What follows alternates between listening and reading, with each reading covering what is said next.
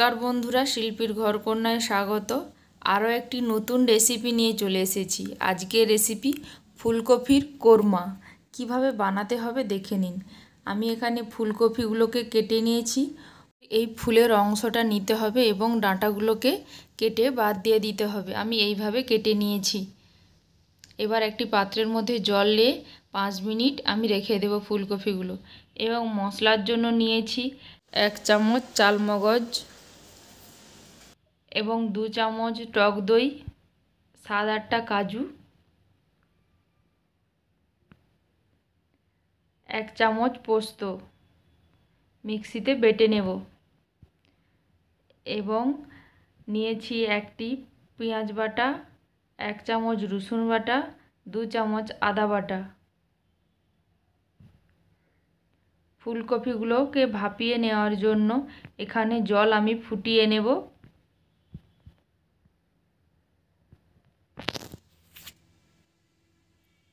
এক চামচ লবণ দিয়ে দেব জলের মধ্যে, দিয়ে ভালো করে ঢাকা দিয়ে দেব যাতে জলটা খুব করে ফুটে। জলটা ফুটে গেছে, এইবার ফুলকপিগুলো দিয়ে দেব। দিয়ে গ্যাসের ফ্লেমটা বন্ধ করে দেব। ফুলকপিগুলো দেওয়ার পর আমি ওপর থেকে ঢাকা চাপা দিয়ে দেব যাতে হালকা সেদ্ধ হয়ে যায় তার জন্য।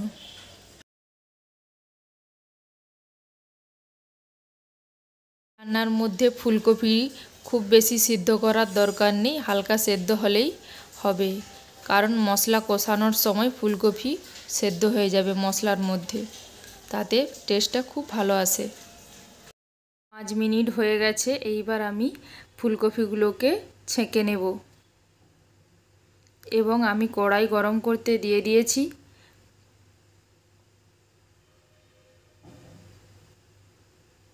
এর মধ্যে 2 চামচ তেল দিয়ে দেব। হালকা ফুলকপিটাকে ভেজে নেব যাতে ফুলকপির মধ্যে হালি গন্ধটা চলে যায়, তাই হালকা করে ভেজে নিচ্ছি।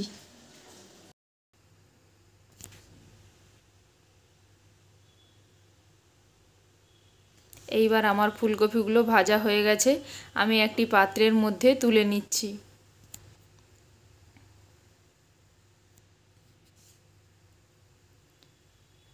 মশলা কষানোর জন্য তেল দিয়ে দিচ্ছি। তেলের মধ্যে গোটা গরম মশলা, লবঙ্গ, দারচিনি ও এলাচটা ফাটিয়ে দিয়ে দিয়েছি এবং আদা রসুন পেঁয়াজের পেস্টটা দিয়ে দেব। দিয়ে ভালো করে ভেজে নেব আদা রসুনের পেস্টটাকে। এখানে আমি 1/2 চামচ হলুদ দিয়ে দেব। দিয়ে ভালো করে মশলাটাকে ভেজে নেব। এখানে 7টা চেরা কাঁচা লঙ্কা দিয়েছি। আপনারা যতটা ঝাল পছন্দ করেন ততটা পরিমাণে ঝাল দেবেন। এবং বেটে রাখা মশলাগুলো দিয়ে দেব, দিয়ে ভালো করে মশলাটা কষিয়ে নেব।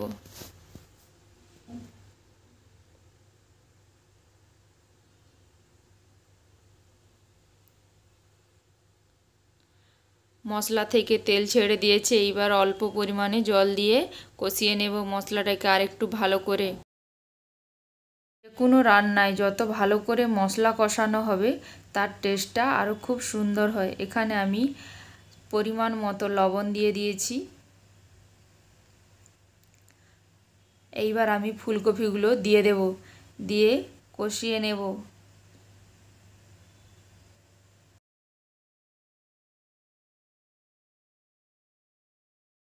ফুলকপি কষানো হয়ে গেছে, এর মধ্যে অল্প পরিমাণ জল দিয়ে ফুলকপিগুলোকে সেদ্ধ হতে দেব।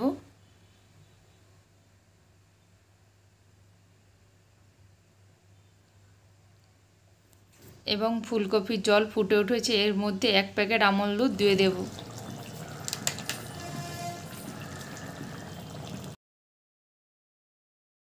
1/2 চামচ গরম মশলা দিয়ে দেব এবং ধনেপাতা কুচি দিয়ে দেব। দিয়ে 2 থেকে 3 মিনিট ফুটিয়ে নেব।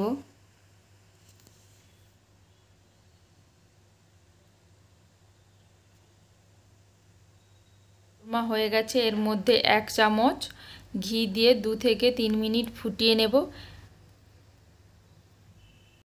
ফুলকপির কোরমাটা আপনারা চাইলে ফ্রাইড রাইস এবং সাদা ভাতের সঙ্গেও খেতে পারেন।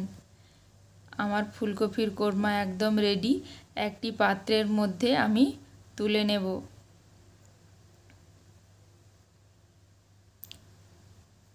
আমার রেসিপিটি ভালো লেগে থাকলে প্লিজ আমার চ্যানেলটিকে সাবস্ক্রাইব করে দেবেন এবং পাশে থাকা বেল আইকনটি অন করে দেবেন এবং আমাকে কমেন্ট করে জানাবেন আমার রেসিপিটি কেমন লাগলো। আজ তবে আসি, সবাই ভালো থাকবেন, সুস্থ থাকবেন।